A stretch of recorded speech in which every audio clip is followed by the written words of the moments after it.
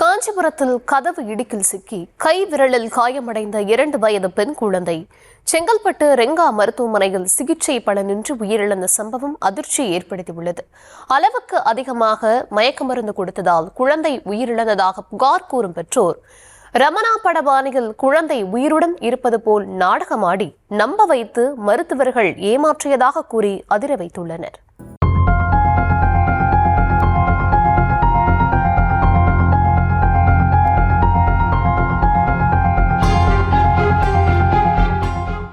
காஞ்சிபுரம் மாவட்டம் மெய்யூர் ஓடை கிராமத்தைச் சேர்ந்த லோகநாதன் மற்றும் ஜெயஸ்ரீ தம்பதிக்கு தோஷிக் டோனி என்ற மகனும் சாருமதி என்ற 2 வயது மகளும் இருந்த நிலையில் சனிக்கிழமையன்று வழக்கம்போல் குழந்தை சாருமதி விளையாடி கொண்டிருந்த போது வீட்டின் கதவுக்கு இடையில் கைவிரல் சிக்கி காயமடைந்ததாக தெரிகிறது.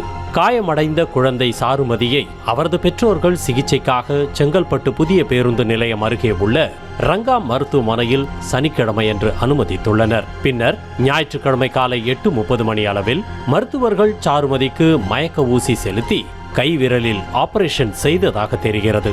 பின்னர் சாருமதி சுயநினைவை இழந்ததாகவும் உடனடியாக செங்கல்பட்டு அரசு மருத்துவமனைக்கு குழந்தையை மாற்றம் செய்ய வேண்டும் எனவும் மருத்துவர்கள் சாருமதியின் பெற்றோரிடம் தெரிவித்ததாக கூறப்படுகிறது. குழந்தைக்கு ஹெவி டோஸ் மயக்க ஊசி செலுத்தி ஆபரேஷன் செய்ததை குழந்தை சுயநினைவு இழந்த பின்னரே மருத்துவர்கள் பெற்றோரிடம் தெரிவித்ததாக கூறப்படுகிறது.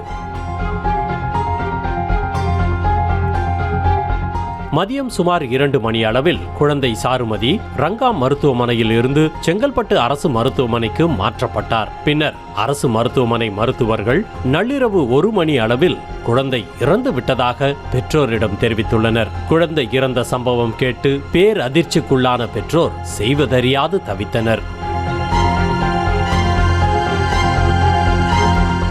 ரங்கா மருத்துவமனையில் மருத்துவர்கள் ஹெவிடோஸ் மயக்க ஊசி செலுத்தி குழந்தைக்கு ஆபரேஷன் செய்ததால் குழந்தை அங்கேயே இறந்ததாகவும் குழந்தைக்கு ஆக்சிஜன் செலுத்தி உயிரோடு இருப்பதாக கூறி அரசு மருத்துவமனைக்கு மாற்றியதாகவும் சாருமதியின் தந்தை லோகநாதன் புகார் கூறினார்.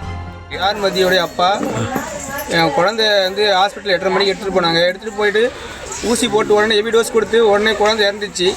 அதை இது பண்ணி ஆக்சிஜன் பண்ணி கவர்மெண்ட் ஹாஸ்பிட்டல் எடுத்துகிட்டு போனாங்க.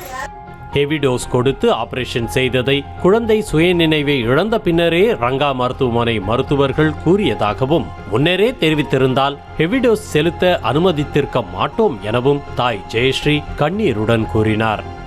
அந்த டோஸ் கொடுக்க சொல்லக்கூட அதுக்கப்புறமா இன்ஃபார்ம் பண்றாங்க. 1% இப்படி இருக்கும். அது முன்னாடியே இன்ஃபார்ம் பண்ணியிருந்தா எங்களுக்கு அந்த டோசேஜ் வேணாம்னு சொல்லியிருந்திருப்போம். எல்லாம் முடிஞ்சதுக்கப்புறம் 101% இது மாதிரி இருக்கும்னு எங்களுக்கு அதுக்கப்புறம் தான் இன்ஃபார்ம் பண்றாங்க. குழந்தை இறந்ததை ரங்கா மருத்துவமனை மருத்துவர்கள் மறைத்து செங்கல்பட்டு அரசு மருத்துவமனைக்கு மருத்துவர்களிடம் பேசி குழந்தைக்கு சிகிச்சை அளிப்பதை போன்று செய்ய வேண்டும் என்று கூறியதாகவும் சாருமதியின் பாட்டி புலம்பினார்.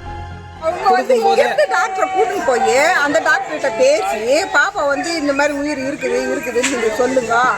எங்களுக்கு 2 மணி நேரத்துக்கு ஒரு வாட்டி கூப்பிட்டு பேசுறாங்க. பாப்பா நம்மளை விட்டு கொஞ்சம் கொஞ்சமா போயிட்டா அவங்க நம்ம என்ன பண்றதுன்னு எங்களை கேட்டா என்ன பண்றது, என்னங்க நீங்க இப்படி சொல்றீங்க, நாங்க நல்லா விளையாடுற குழந்தைய கொடுத்தா நீங்க என்ன பண்றதுன்னு கேட்டா என்னங்க பண்ண சொல்றீங்க அப்படின்னு நாங்க கேட்கறோம்.